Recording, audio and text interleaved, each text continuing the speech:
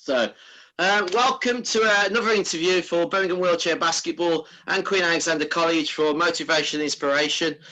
We've been carrying on with this project now since last year during lockdown, and today we've got an amazing guest, Anne Wafula, MBE. Pleasure to chat you. Pleasure to have you on. But before we start, let me introduce our co-presenters. So, Owen Lamprey, over to you. Hi, I'm Owen Lamprey. Lovely to meet you, Anne. I'm a lead practitioner for health and wellbeing at Clifton Primary School in Birmingham and also the SGO hub site there. And I'm interested in all things PE, sport, PSHE, health and wellbeing. So be really interested to ask you a couple of questions on that side of your life too. And Hannah, over to you. Thanks, Andy. Anne, lovely to meet you. So my name's Hannah Reid, and similar to Owen, I work in a school, a secondary school, and I'm the school games organiser for the local area. Very passionate about PE, sport, physical activity, but I've also done some charity work with an organisation that works in Kenya as well, which is, I know where you're from. So I'm looking forward to hearing a little bit more about that. Thanks, Hannah. And Wafula, a pleasure to talk to you. I've got to admit, I was going through my research and I had the privilege to listen to your podcast through Brennan Huckabee, through CBC, Good Night Stories for Rebel Girls, and obviously Superstore Stories. And do you know what? You're such an inspiration, and you brought me to tears from your story. So please introduce yourself and please tell us your story. Oh, thank you so much for the kind words, Andy. And Hannah, do you know, I was christened Hannah. When I was born, I was Hannah. Then they sent me to a school that, a school for the physically handicapped that was being managed by Salvation Army from, the Germans. And they just sort of found it difficult to call me Hannah. So they call me Anne. And so I'm an original Hannah. Because, it's a great name. I'm like you said, Hannah, you've been to Kenya. That's my motherland. It's such a beautiful place. And I was born in the western part of Kenya, in a very rural village. This was the early 70s when there was no running water, there was no electricity. There were no hospitals. I was born in a mud hut. And I'm sure when people talk about mud hut, is maybe it's what you see on the television when when they're talking about the developing nation. It's a lot better now. It's different. But I was born in a mud hut, and normal healthy child. I'm actually told that I was I was the healthiest of all my siblings. So I was really healthy. But when I was 2.5 years, I got really ill. Something happened. I was coming from the river with my mother. And 2.5, I had, like a small pot that I was mimicking what my mother was doing. So carrying water from the river.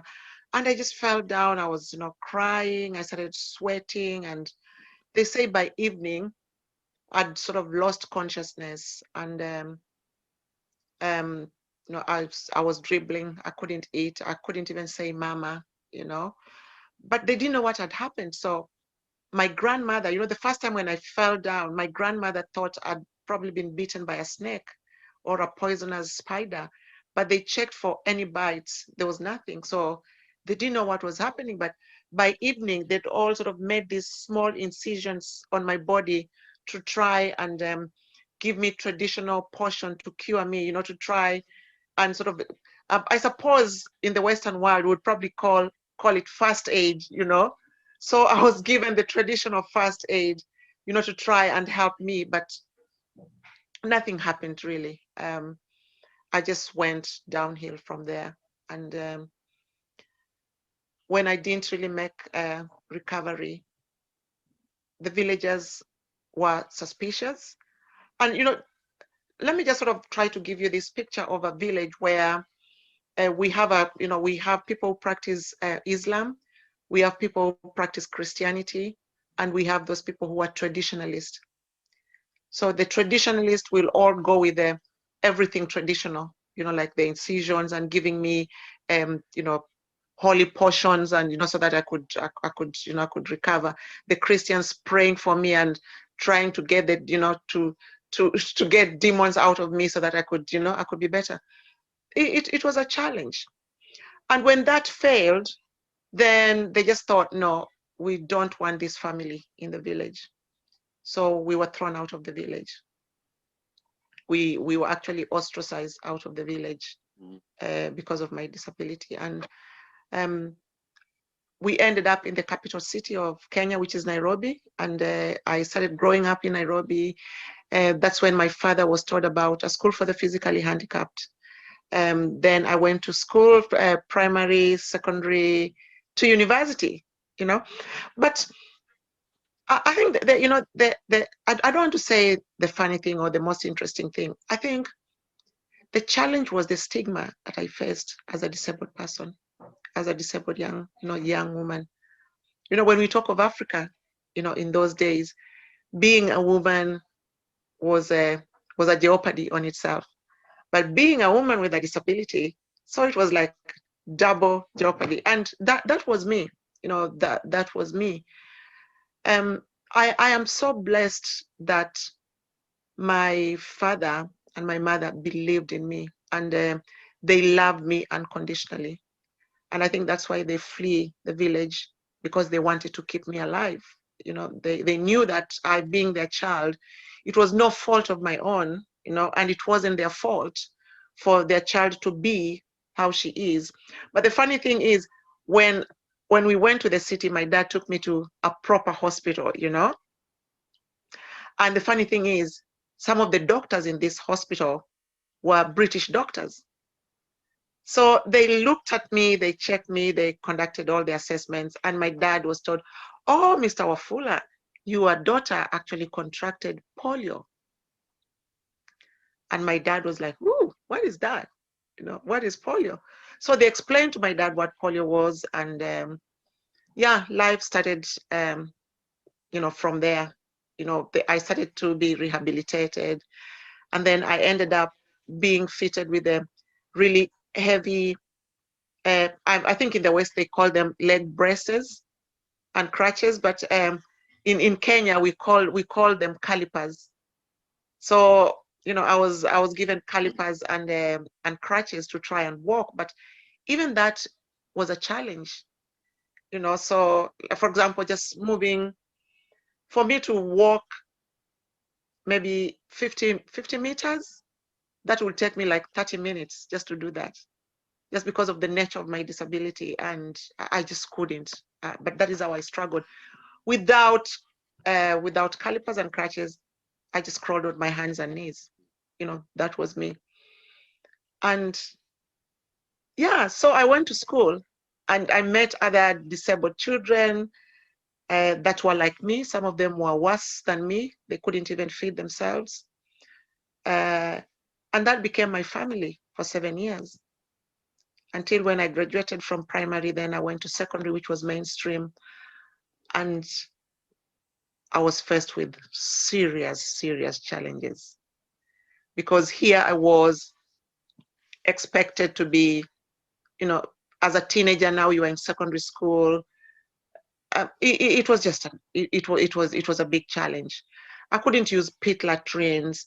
I couldn't fetch water, to have a shower like every other girl was doing in secondary school. I couldn't go and get water and wash my clothes. So I relied on friends to do that for me. I relied on my friends to go and fetch water, in a bucket and put it in the bathroom. Then I could shower, or rather maybe take a bath or take a wash. And I relied on them to take my clothes to the river and wash them for me. So actually, that is how, I got on. But you know what? When I was, what I have not told you is that when I was 9.5 years, my mother passed away. And remember, my mom had been my world. My mom used to bath me. My mom did everything for me. And then suddenly she was taken away from me, and the whole world just crumbled. I was just like, I sank lower than, oh, it was so bad. And I remember crying, looking at, the body of my mother, and I was saying, why didn't you take me with you? Because how was I, like I was saying, Mom, how am I going to live now? Who's going to do this for me? Who's going to help me do this? And it was it was like, when my mom was taken away, it was like I had to learn how to live again, without her. My father became a single dad for a very long time before he remarried. And I've always said that when my stepmom came in, she was an angel sent to us. Because people sort of talk of wicked stepmothers. I think when my mom came, she was an angel, because that woman did everything for me. And she's my best friend up to now, And to me, I sort of say that is how God sent this angel to come and really rescue me. So secondary school, I finished secondary school, went to university, and after university, I went to teach. But all along, what I want to say is that access was a big issue. Lack of access was a big issue. Prejudice, stigma. That became a daily occurrence to me, where, for example, people would look at my withered legs because of polio. The muscles didn't really grow, and people would stare. So I ended up wearing very long skirts that could cover everything.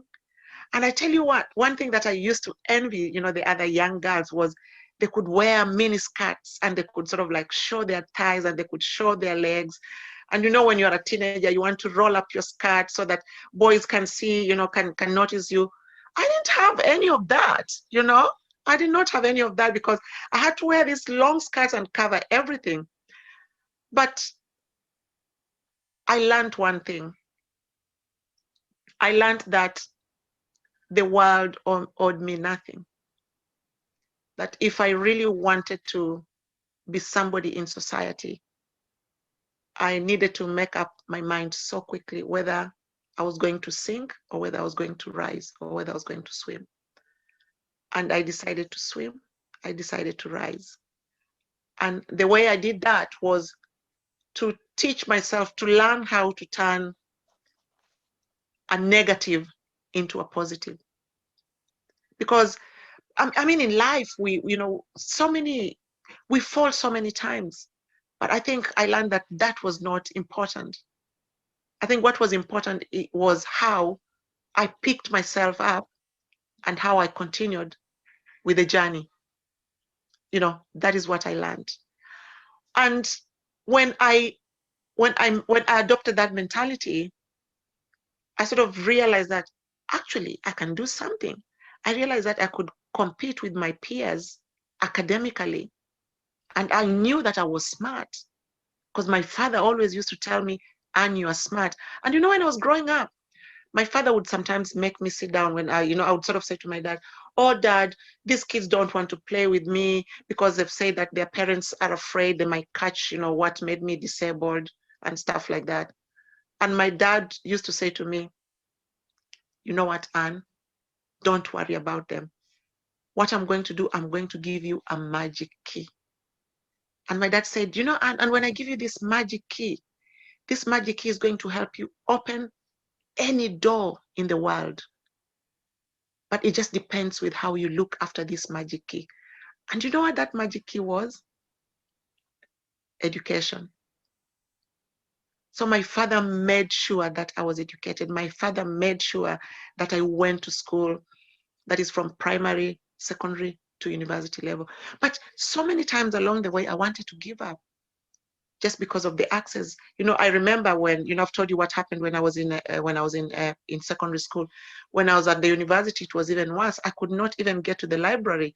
I was constantly getting late to lectures just because of how I was moving around.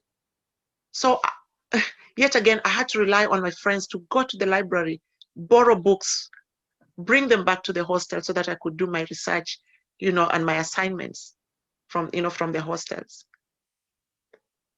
But, the human spirit is resilient.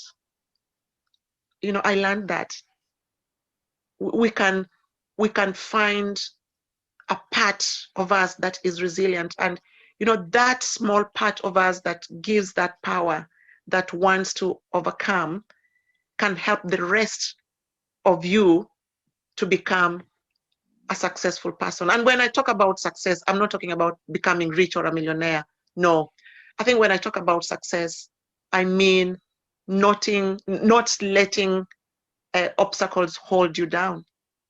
And I don't even want to say that it's about overcoming those obstacles. No, it's learning how to live and how to, to go about them. Because some of these obstacles will be there forever. It's not like one day I'll wake up and, like I find myself cured of a disability or anything like that. So I don't sort of want to say that, oh, I'm overcoming obstacles or, or overcoming adversity or anything like that. There's nothing about overcoming. It's sort of just learning how to deal with these things when they're thrown in our faces. So I think, ask me any questions, because I'll just keep on talking and talking. Let's just sort of have like a really good discussion. Ask me anything. Thanks, Anne. Thinking, obviously, when I listened to your podcast from Brenna Huckabee, and and obviously family is really important to you, and and I think there's a quote there in there saying that when your grandma turned around and says you're a blessing to us all. So your grandma said like you're a blessing to the family. So I mean, family is really important. And in your obviously in your autobiography, In My Dreams I Dance, what's the motivation for you regards to? I mean, you talk about your dad and your mum, but what really pushes you to achieve? Oh, I think what pushes me to achieve is a love for life. I love life, and I appreciate life. I don't take it for granted. So I don't know whether that makes sense. It's sort of like I am passionate about being alive, and I am passionate about letting the world know that we can be whatever we want to be, And also another third thing is I am motivated by the fact that it is not the disability that really counts. Or maybe I'll probably say my disability does not really mean inability, if you know what I mean. So, sometimes you wake up and you sort of like look around you and you are like, what's the point of even waking up today? It's raining, it's locked down, it's, I can't do this, and but for you to be motivated is sort of like waking up and saying, oh gosh, it's raining, I can't go out, it's locked down and stuff like that. So how should I spend my time? How should I be successful today? It's like learning to switch on the light when there's darkness. And I think that is my motivation. Sometimes people say, oh, I'm motivated because of this and that, or I'm motivated because I want to go out and win medals, or I'm motivated because I want to be famous and all that. I think to me, every day is a blessing. And that's why every day, when every day is a blessing, it becomes, or it's an opportunity given to me that I can even rewrite the story of my life. And that is what we all have. Every day when we wake up, it's like we have that opportunity to be better people than we were yesterday. And I think what I learned is sort of like not to compete with anybody, not to compare myself to anybody, is every day to be a better Anne, to be a better me. And, I don't wake up and suddenly say, oh gosh, I wish I was Hannah because she's got such a good life and all that. I don't know the struggles that Hannah has behind closed doors. So instead of wanting to be like somebody else, instead of wanting to compare myself to people and being so miserable, failing flat on my face, I have decided that every day I wake up, I want to be a better Anne. I want to be a better version of who I was yesterday. Fantastic. Obviously, you know, you competed for Kenya. You were their first wheelchair racer. You know, I mean, how did that come about? I mean, did you approach the Kenyan committee, or did they ask you? Or because you know, I find it, you know, that you you know, considering that we look at the Paralympic Games and wheelchair racing and other sports, you were virtually the first person to take that mantle on as their first disabled disability Olympian or Paralympian. Oh, do you know what, Andy? You know, first of all, let me tell you, when I was in school, when I was growing up, especially secondary school, I never played sport just because I was different. So Anne became that girl who was on the sideline. And when my friends were going to run, they would remove their jumpers, their, you know, water bottles. They would pile those things on me, their books and everything. So I was the person holding everyone's luggage or baggage on the sideline. And every now and again, the PE teacher could let me help dish out, you know, glucose. So after, you know, the end of the race or the end of the exercise, you would have like a spoonful of glucose. So I would help by doing that. I never played sport. So I came to this country. I had my child from a size 8 to a size 13, 14. And I went to the gym to lose a bit of weight. And that is when I was introduced to wheelchair racing, because there was Terry Martin, who was a running coach, sort of said, "Oh, you've got really good upper body. Do you know that you could do disability sport?" And I was like, what is he talking about? But I remember when I was in the house, when I went back home after some days from the gym, I was going through my, you know, the TV channels. And this was 2002, Andy, and on BBC, I saw these amazing girls, you know, and I remember when I was looking at the television and I saw this lady called Louise from Australia. She was pushing 800 meters. And, you know, I saw her face on the screen and her really built shoulders. And I was like, oh my goodness, this is what I want to do. And I was like, how do they do it? You know? And I remember I went back to the gym and I spoke with Terry. I said, I saw these women pushing, you know, doing something crazy in, you know, some crazy wheelchairs, you know, things that look like wheelchairs, like a long bike. I didn't even know what, you know, what to call them. And Terry said, "Ooh, that is called wheelchair racing. Would you like to do that?" And I was like, I would love to do that. So I got my first chair, my first racing chair in 2002.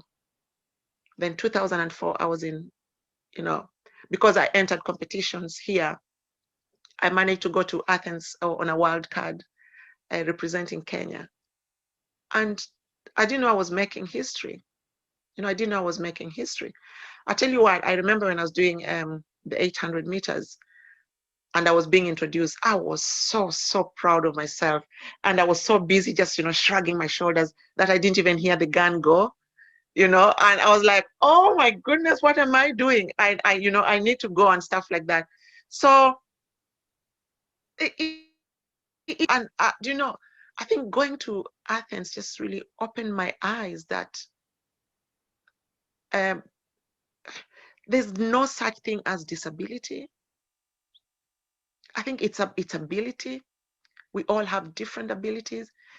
When I was in Athens, I saw this German girl, and she did not have her, you know, her upper limbs, and she just took her handbag that was on the table and unzipped it with her feet, and I was like, and I was sort of like, "Anne, welcome to the real world," you know.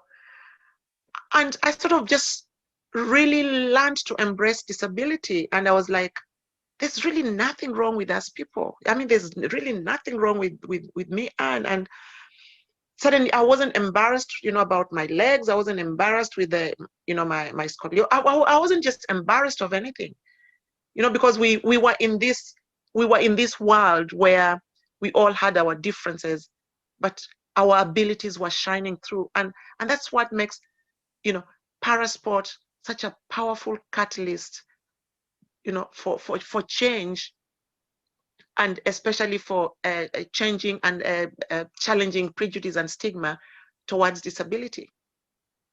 because it was just about ability. And Athens was good, but what made it even more exciting is when we went back to Kenya after the games, and because I was all over on the television in Kenya.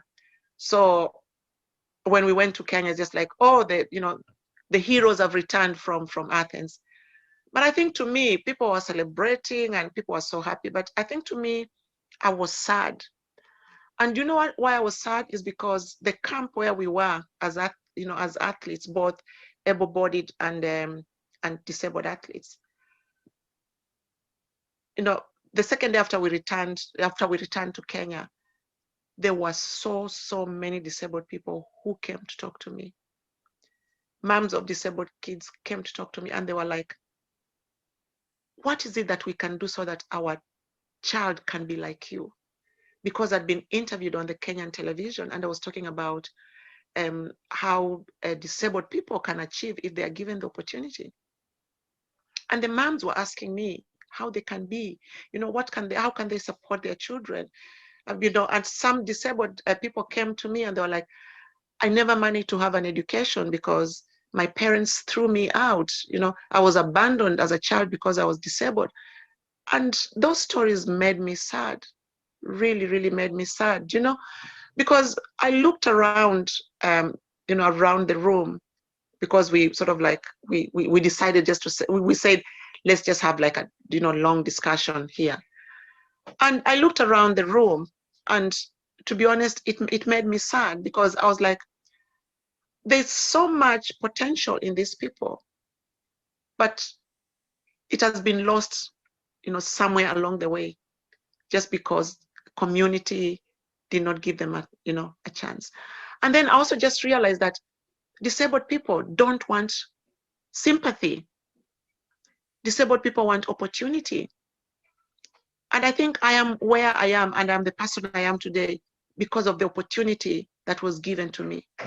And this opportunity started by, I started to get opportunities from my parents, from my siblings. They gave me an opportunity to be a normal child. They gave me an opportunity to live and sort of, realize my potential. So carrying that mantle of, the first wheelchair racer was good. But I think it made me sad because it opened my eye to the really evil and the sins, or the sin that society commits against people with disabilities. I'm going to, if it's okay with you, I'm going to pass over to Owen now and Hannah to ask you a few questions, and obviously it'll come back to me. But thanks, Anne. That's really inspiring, and obviously I think you touch on a few things that really talk about today. Well, going back to previous decades, but obviously still happening today in some circumstances. Owen and Hannah, over to you. Thanks, Anne. Absolutely inspiring story. And so much we can learn from that. I'm just going to link something onto what yourself and Andy's just said. What do you see as the major differences between the education sector in previous decades and here in Great Britain, and also in other countries in the world to Great Britain? And perhaps more importantly, where do we still need to go? What do we still need to achieve to have inclusion? Or when I look at Africa, or when I look at Kenya, where I've come from, integrated education wasn't there. So when you are a disabled person, you were sent to schools that were for disabled people, almost like an institution, So you were sent there where they sort of believed that they gave you everything, that maybe the system or, the infrastructure, met your needs. And I went to that kind of institution, for my primary education.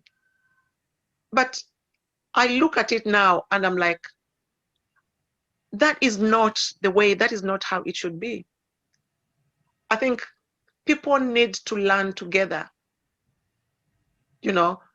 So when we are talking about disabled children and, children who society would say that they don't have a disability, I don't see why we should have a borderline, or we should have this big divide where the disabled people are on their own and the able-bodied are on their own. No, people need to come together, because that is how families learn to, learn to support one another. And I think in this country where I've sort of, I mean, in this country, there's a lot of positives. There is a lot of positives. But like in any other system, there's so much room for improvement. And what I'm trying to say is that, sometimes you find systems that want to separate, the disabled child to maybe have their own room or something like that, because they'll say that, oh, they're getting more care and stuff like that. And to me, I've always said, when some of these systems are being looked into, if the child is not going to be supported, there's no point of going down that route. And I know a lady friend who never wanted their child to go to a school for special needs, children. And I asked, I said, why don't you want your child to go to a school for special needs children? And she said, because I want my child just to learn with every other child. And I saw the point of this, of this mom, because when this child comes home, mom doesn't say, go and sit in your bedroom or go and sit in your own sitting room because your two other brothers don't have a disability, so therefore we're going to, to leave you on your own. I saw that sense. But at the same time, what, I say to her, if your child is going to go in mainstream school, make sure she's getting the support that she needs so that she's not left behind. Make sure that whatever she's getting is not just a ticker box, because the system wants to say that, oh, we got this for that person. Let this child be supported accordingly. Because if this child is not supported accordingly, then you are doing you're doing the child an injustice. That is how I look at it. So to me, I'm a great supporter of integration when it works and when it's planned and when it's thought of, when there's good investment, it works really well. But when it's just been put on a table to tick a box, it fails the disabled people. Thank you very much. I work at a school where inclusion's very much at the heart of everything we do. And we're fully behind, as far as we see it, in inclusive sport, parasport. If you had, though, one piece of advice for educators out there at a primary or a secondary level in what to do to ensure that children get access to sport, mainstream and parasport, not just in school, but outside of school as well, in everyday life, what would your advice be to a person like me who's always trying to inspire the children in his care to do what they can in terms of sport? Do you know, that is a very, very, very good question, because do you know what I say? Sport is a universal language. Did you know that? Sport is a language that we all can speak, and it doesn't matter our disability or our ability or background, gender. Sport is a universal language. And when we speak this language, we connect, we understand one another. And maybe to me, the advice that I could sort of give to someone like yourself is just keep doing that, keep encouraging, them to play sport, keep encouraging them to try different sports, keep, encouraging them to push the boundaries and, push the barriers and sort of, don't let them settle for less, get the best out of them because they are capable,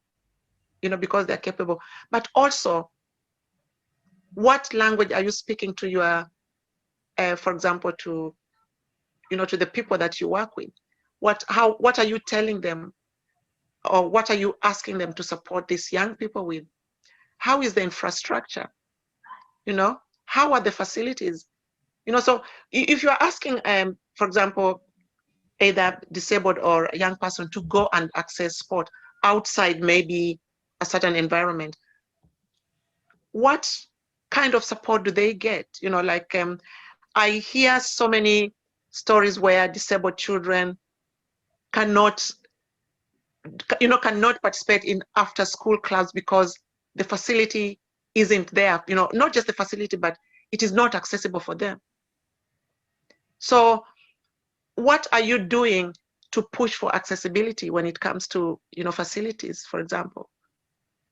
You know, if it is gyms or maybe what sports, you know, sports halls, you know, stuff like that. How accessible are they, you know, to everyone? Because if you're talking of integration, then if you were to book a hall to sort of like have, you know, like play sport with all these people, are the toilets accessible? Is there a ramp? You know, the changing facilities? Are the needs of everyone being looked into? I think to me that is one very important thing. Thank you very much. It's been a pleasure to speak to you, and I'll take all of those things on board. So thank you very much. Back to Andy. Hannah, over to you. Have you got any questions? Sorry. Thanks. Yeah. Thanks, Andy. I'm going to move because I've got some sun in my face. Oh, this is better. Hi, Anne, again. Wow, I mean, your story is just an incredible one, and maybe it's not a good thing as an interviewer to be left quite speechless, but your story has left me quite speechless. And I've kind of thought of some new questions actually on the back of that to ask you. First of all,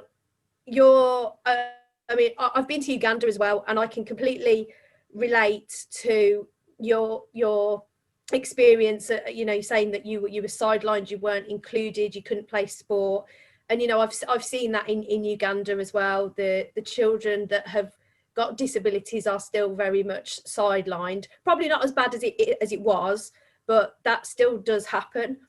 As a result of you achieving so much within athletics, and going back to Kenya and having, you know, parents come in and speak to you, do you think you have now been a catalyst for change and further development in Kenya in regards to people with disabilities?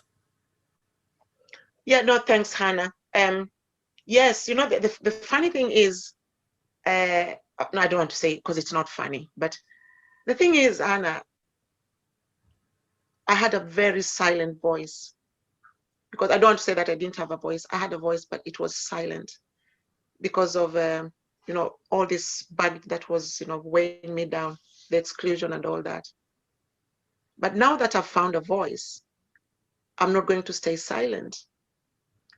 And I'm using that voice, or I'm using this platform that I have now as a Paralympian to amplify the voices of other people with disabilities.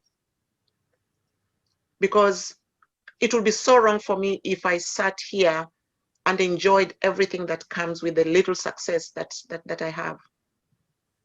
Because there's no way I can forget where I came from. I could never forget, because I am reminded of it every day when I read the newspapers, when I watch films, and when I listen to interviews. I am reminded of it every day. And until I leave this world, or until it comes a time when we are all equal, then I'll continue to use my voice to amplify the voices of others. You know, and and also, you know, the funny thing is that the reason why I am so vocal when it comes to access and inclusion is because I know what it means to have been there. And I know what it means when you're given an opportunity, you know. And to me, what I say is, you know, like we are doing this discussion today because maybe the person who listens to us talking may take this away as a survival guide. You know, they'll probably pick one line from what we are, you know, from the discussion that we're having today, and that could become their survival guide, something that will help propel them or push them to achieving something. And that is exactly what I do in Kenya, and not just Kenya, other parts of you know, other parts of Africa and the world. You know, sometimes we sort of look at ourselves and we sort of assume that we are becoming a problem, or, you know, oh God, I keep talking about this, I'm a nuisance and all that. I don't really mind being a disruptor, but a disruptor for change, because somebody has got to do it. And I have a platform to do it, and I'm doing it. And I think when I'm doing this, it's not about making friends or making enemies. It's about letting people really understand what it means to have a disability, to be on the other side, to be excluded, to be marginalized, just what it means, and sort of like to help these people try and, you know, bridge the gap so that these other people from that other side can cross, or we can meet in the middle, because that is what life is about. So I am a disruptor for change, and I do not apologize about that, because the world is a cruel place. So we have sometimes to take it by its horn and sort of just really rock the boat so that we can see changes. Yeah, that's amazing. And I totally agree with you. I think there will be people that do listen to this interview and take, you know, 1, 2 or 3 bits away for it that become their survival guide, because I think just listening to you as well, it has been so inspirational, and for me as well. So thank you. So moving on to something a little bit more lighthearted. Obviously, you've got an MBE, so congratulations for that. What was it like to receive that at Buckingham Palace? Oh, that was, this is funny. I got the letter, you know, sort of, when you get these letters, they tell you, don't let anyone know. It's sort of like it's a secret. And I tell you what, so many times I was with my friends and I wanted to say, oh, and I was like, oh, no, I can't. And I had to live a life for several months, you know, for several months. And then when it finally came out and it was in the press, and my friends were like, so when did you know this? And I was like, guys, I knew it months ago, but every time I wanted to say something about it, but I wasn't allowed to. It was so difficult living a life for several months. But do you know what I say? From a Mad Hat to Buckingham Palace, because actually that is me. Not that I live in Buckingham Palace, but from being born in a Mad Hat to being given an MBE in Buckingham Palace, I think it just really goes to show that it is not about the disability or the challenges that face us. It is how we respond to these challenges and how we want to rise above them, or how we want to use, you know, the challenges that we face to change the world. Otherwise, I would still be behind closed doors, crying and feeling sorry that I am disabled and stuff like that, waiting for someone else to come and change it for me. But I was like, no, I am going to be, you know, the person who switches on that, you know, that light for everyone. And you know what, you know, there's this saying that when you light other people's path, you also light your own. And I believe that is what I'm doing. So when I'm holding this slam, it's not just for me, it's for so many other people. So when I went to Buckingham Palace to receive my MBE, I didn't feel like it was just for Anne. Do you know what? I felt like it was for all those disabled people who'd been stigmatized, all those disabled people who missed out on education, all those disabled women in Africa who'd been raped in the streets because they are disabled. You know, we have so many disabled women that I support in Africa who are HIV positive because they've been taken advantage of by men, and some of them were bringing up families, children in the streets of, you know, of cities in, you know, in Africa. When I was receiving that, it was a joy. But then I remember I went to the bathroom and I was with my young sister and I looked at the mirror. This was Buckingham Palace. And I cried and I said, my sister is called Irene. I said, you know what, Irene, this is not just for me. It is for all those other people, because I represent them. You know, I represent them. And do you know why I said that? Because that could have been me in the streets of Nairobi right now. That could have been me in the streets of India. That could have been me being taken advantage of in the streets of somewhere else just because I'm a disabled woman. But because I was lucky that did not happen to me, I cannot be comfortable when there's this injustice still going on. Thanks again. Just amazing to hear you speak about that. And I think that is, for me, the quote there is from a mud hut to Buckingham Palace. I mean, that just goes to show what an incredible journey that you've had, and such an inspiration to hear, and for so many other people to hear. So I'm going to make sure I share this interview far and wide. Thank you very much for answering my questions. Andy, I'll hand back over to you. Thanks, Anna. Thanks, Anne. Thanks, Owen.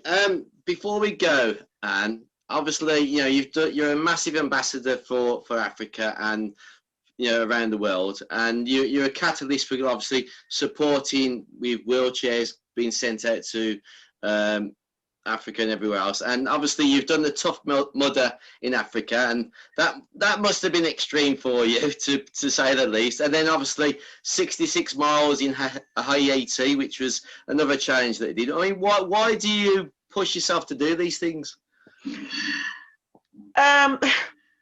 I push myself to do these things, Andy, because to me, maybe it's a tough life for one day, or it's a tough life for 6 hours. And I know the Tough Mudder took us about 6 to 7 hours to complete a 12-mile obstacle. That was crazy. I still have the scars to show. You know what? I have permanent scars that have stuck with me. But I think I do these extreme things because it's sort of like being in solidarity with the with the other disabled people who are constantly struggling. Because I think with me, I'll do that Tough Mudder, but I'll come back to my bungalow. I'll have running water. I'll have my beans on toast. I'll have my cheese, and I'll watch my BBC in peace. But there's somebody out there in Africa who doesn't know where their next meal will come from, who is on the streets begging, yeah. So I cannot even just compare.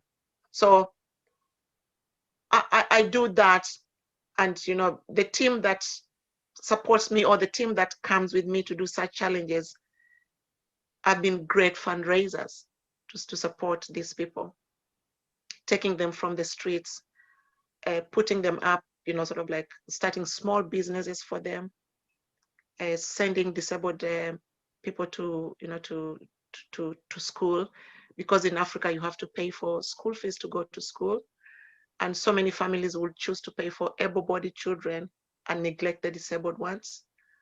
And also, when I started, I told you that my father gave me this magic key, which is education. And I believe that when you give education, that is something that nobody can steal away from anyone. And when we empower some of these people, some of them, maybe, we are picking them when it's too late. They cannot really go to school, secondary, so we'll take them to maybe to a college to learn a skill or to learn a trade. So we are doing that. We are doing that. And if it's hard, it's only hard for one day. But these people are having to live that. How many days are there in a year? Is it 300? Is it 365 days? Yeah, that is their life around there. Or that is a very long year. Yeah, yeah. So and I have my foundation, which is Olympia Wafula Foundation. And sort of we have 3 pillars, which is education, that is giving educational grants. And then the second pillar is mobility, wheelchairs, walking, white canes or walking sticks, stuff like that. And then we have advocacy. And advocacy is where we are growing champions, people who can continue to amplify voices of other disabled people. People who can really stand up in their communities and say, no is enough. No, or no is a no for stigmatizing a disabled person. I remember a few years ago, about maybe 4 years ago, I received a phone call from, one of our friends in Kenya, and they said, do you know what, Anne? They've just found this disabled boy who is about 15 years. and this boy had been living with animals.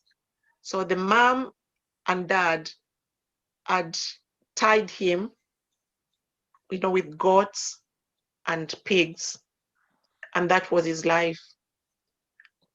So when they went to rescue this boy, you could sort of, he was almost dying. He was almost dying.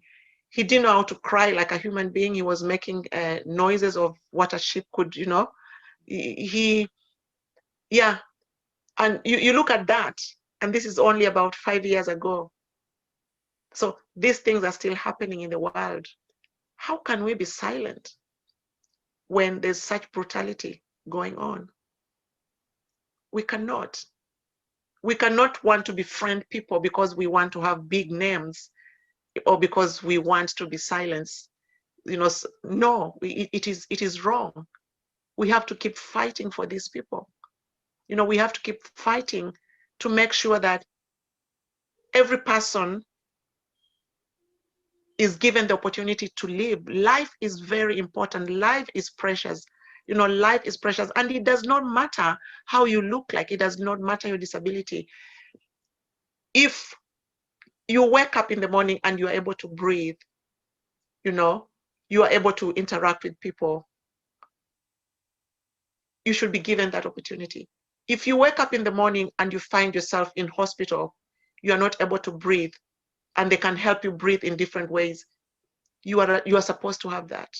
We should value life. We should never play God. Human beings should never play God.